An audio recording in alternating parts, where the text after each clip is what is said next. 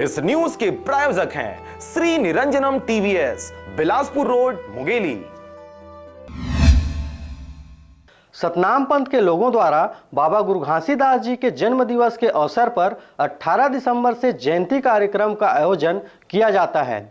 इस अवसर पर शोभा यात्रा, पंथी नृत्य व पंथी भजन गाकर गुरु घासीदास जी को याद कर उनके द्वारा दिए गए मनखे मनखे एक समान का संदेश लोगों तक पहुंचाया जाता है।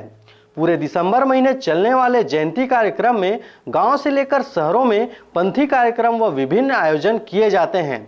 इसी कड़ी में शहर के ठक्कर बापा वार्ड में जयंती कार्यक्रम का आयोजन किया गया था, जहां जैत स्तंभ में ध्वजारोहण कर बच्चों व दूर गांव से आए पंथी दल के द्वारा पंथी नृत्य प्रस्तुत किया गया।